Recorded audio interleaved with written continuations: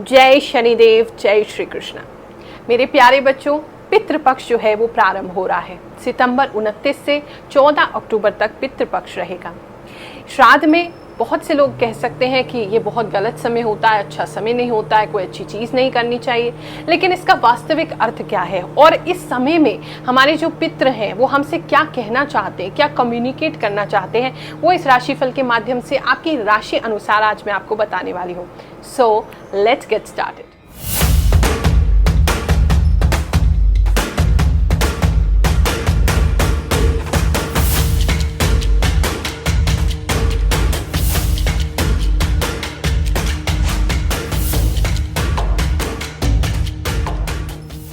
आपको बहुत से सज्जनों ने बताया होगा कि पितृ दोष आपकी जन्म कुंडली में है। बहुत से लोग पितृ दोष को लेकर के डर जाते हैं। हमारे पास भी जनता दरबार जो हर गुरुवार को निःशुल्क हम लगाते हैं, उसमें बहुत से लोग आते हैं, कहते हैं हमें पितृ दोष है जिसकी वजह से हम बहुत परेशान हैं, किसी ने हमें बताया है। लेकिन पहले समझो आखिर ये पितृ होते क्या है। आपके जो पूर्वज थे, यानी कि आपके दादा, नाना, परदादा, परनाना, ये जितने भी आपके पूर्वज थे, ये सभी जब इनकी मृत्यु हो जाती है तो हम इन्हें पितृ मानते हैं, ये भगवान के पास चले गए। लेकिन अगर किसी की आत्मा जो है वो अतृप्त रहेगी तो ऐसा हो सकता है कि वो आपसे कुछ कहने का प्रयास करें, आपको कुछ बताने का प्रयास करें, अपनी इच्छा को पूरा कराने का प्रयास करें। लेकिन किसी भी केस में ये हो ही नहीं सकता कि आपके जो पितृ हैं, आप ही के जो पूर्वज हैं, आपके जो परनाना, परदादा हैं, वो आपको किसी प्रकार से क्षति पहुंचाए, क्योंकि आप उन्हीं का तो वंशज हैं, आप उन्हीं का तो खून है। वो कैसे चाहेंगे कि उनका ही परिवार उनके श्राप से तबाह हो जाए? ऐसा वो बिल्कुल भी नहीं करते हैं।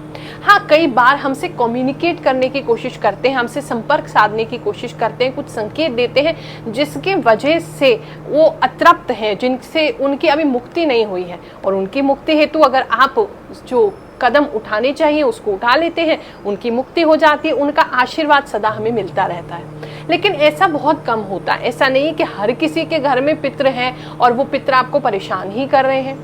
कुछ लक्षण ऐसे देखे गए हैं जहां पर पितृ दोष मान सकते हैं।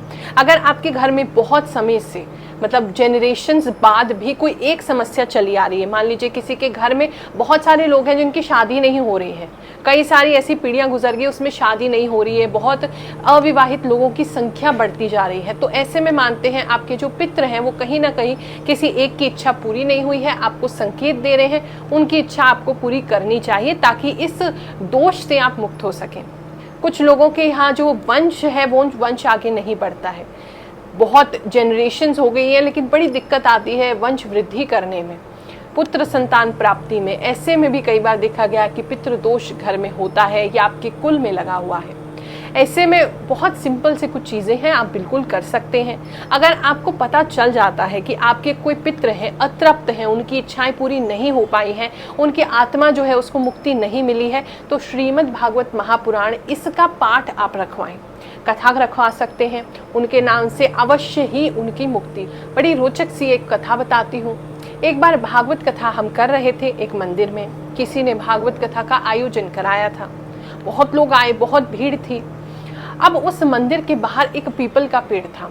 अब कथा जब होती है तो वहाँ एक बांस रखा जाता है जिसमें 7 गांठें तो होनी ही चाहिए। अब 7 गांठों वाला बांस रखा गया। हमने कथा पढ़ी पहले दिन, दूसरे दिन, और लोगों ने आकर के बताया कि गुरुमा ऐसा चमत्कार हमने आज तक कभी नहीं देखा। एक एक करके वो जो गांठ थी, जैसे कथा में हम बताते हैं धुंधकारी की कथा में कि प्रेत योनि में था वो, और उसने बांस में रह करके कथा सुनी और फिर उसकी 7वें दिन मुक्ति हुई। तो ऐसी ही सेम घटना, ये मेरी आंखों देखी बात है, वो बांस के भी मैंने दर्शन किए थे, वो पूरा बांस फट गया था, 7 गांठें उसकी खुल गई थी। तो हमने खुद इस चमत्कार को देखा है कि श्रीमद् भागवत महापुराण को करने से, कथा श्रवण करने से, मूल पाठ रखवाने से हमारे पितरों की शांति होती है। तो आप उसका आयोजन कर सकते हैं। इसके अलावा मान लीजिए इतना बड़ा आयोजन आप नहीं कर पा रहे हैं, तो इस स्थिति में आपके जो भी पूर्वज थे, आप उनके लिए प्रॉपर गया जी में तर्पण वगैरह अगर कर चुके हैं, उसके बाद भी शांति नहीं हो रही है, तो जो भी आपको पता चला है कि इनके वजह से इनकी मुक्ति नहीं हुई, इनकी तृप्ति नहीं हुई है, तो उस व्यक्ति की वो इच्छा को पूर्ण करने का प्रयास करें। कि अगर मान लीजिए फॉर एग्जांपल आपको पता चल गया है कि आपके जो भी पूर्वज थे उनमें से किसी को एक्सीडेंट से उनकी मृत्यु हुई है, तो अभी उनकी इच्छा जो थी जीने की, आगे कार्य करने की, वो पूरी नहीं हो पाई है। तो आप उस कार्य को, जो अधूरा कार्य उनका रह गया, अगर उसको पूरा कर देते हैं तो ऐसे में पितृदोष निवारण आपका हो जाएगा। ये भी मालूम नहीं पड़ रहा है तो अपने पूर्वजों के नाम से आप भंडारा इत्यादि समय समय पर करते रहें, उनके नाम से दान पुण्य करते रहें, खासकर उनको जो भी चीज़ें पसंद थी वो करते रहें। अगर समर्थवान हैं आप तो बुजुर्गों के लिए आप एक आश्रम निर्माण कर सकते हैं, ओल्ड एज होम का निर्माण कर सकते हैं तो भी, या फिर वहाँ पर भी दान पुण्य कर सकते हैं, उससे भी पितृदोष में शांति होती है। पितृदोष हमेशा बुरा नहीं होता है और ना ही श्राद्ध या पितृपक्ष बुरे होते हैं। बहुत से लोग ऐसा समझते हैं कि श्राद्ध में कोई कार्य नहीं करें, इसलिए नहीं करें कि आप डर गए हैं या कोई समय बुरा आया है इसलिए आप अच्छा काम नहीं कर रहे हैं। आप जो गुजर गए हैं, आपके माता पिता हो सकते हैं, आपके दादा दादी, नाना नानी, पर दादा, पर नाना, या कोई भी आपका प्रियजन गुजर गया, उनकी याद में ये 15 दिन आप निकालें। तो अब उनको याद आ रही है आपको, आप उनकी याद में व्याकुल हैं और आप उनकी याद में आपका मन जो है वो भर गया है, तो क्या आपका मन करेगा कुछ नई चीज़ खरीदने का, कोई अच्छी चीज़ खरीदने का, कोई अच्छी चीज़ पहनने का?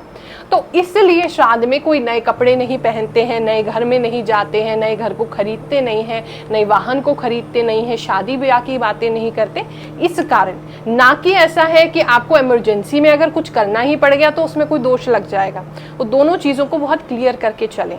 अगर कोई इमरजेंसी है, आपको कोई शुभ कार्य करना ही है और पॉसिबल ही नहीं है कि वो टाला जा सके, तो बिल्कुल चिंता मत करिए, आपको आपके पितरों का आशीर्वाद मिलेगा। उनको याद करिए।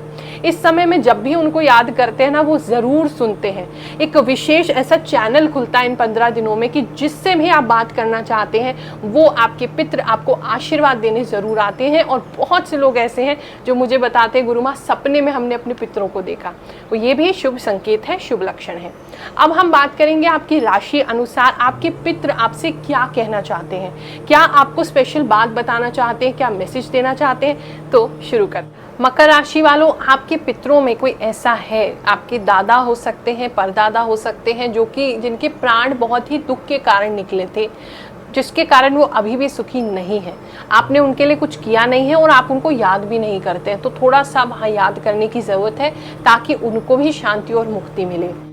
साथ ही दिख रहा है बहुत तेज़ी से इस पितृपक्ष में आपके जीवन में कुछ परिवर्तन होगा। कुछ अचानक से कोई ऐसी चीज़ होती दिखाई दे रही है जो बिल्कुल आपके होश उड़ा देगी।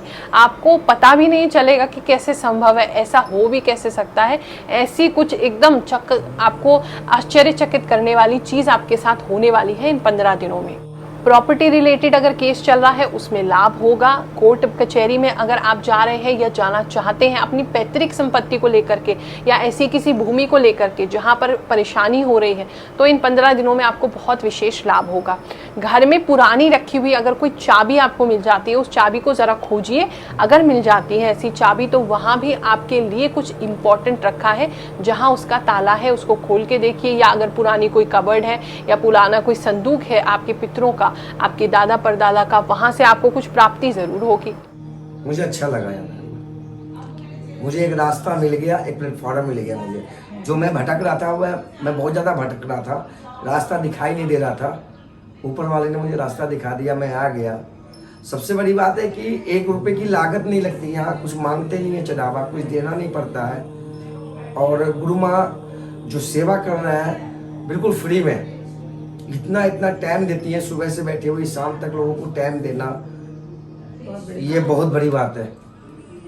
और सबसे बड़ी बात है आजकल लोग पैसे के लिए काम करते हैं, 1 रुपया नहीं देना, 1 पैसे नहीं चढ़ाना, और उसके बाद समस्या को इतना आराम से सुनना। जिस प्रकार से बताया है, अपने पितरों की शांति के लिए, पितृदोष की शांति के लिए बिना घबराए बिना डरे आप ये सब कार्य करें। आपके पितरों का आशीर्वाद हमेशा आपको मिलेगा, क्योंकि पितृ तो हमारे ही हैं। तो हमारे ही जो लोग हैं वो हमें कैसे श्राप दे सकते हैं, वो तो हमेशा हमें आशीर्वाद ही देते हैं। यही मेरी कामना है कि आप सभी के पितृ इन 15 दिनों में आपके साथ मिलें, आपसे बात करें, आपको आशीर्वाद दें और आपकी भावनाएं भी उन तक पहुंच सके। आपसे अगर कोई भूल हो गई, कोई त्रुटि हो गई है तो आप उनसे क्षमा मांग सके और वो भी उन तक पहुंच पाए, यही मेरी प्रार्थना है। आप सभी को आशीर्वाद देते हैं। जय शनिदेव, जय श्री कृष्ण।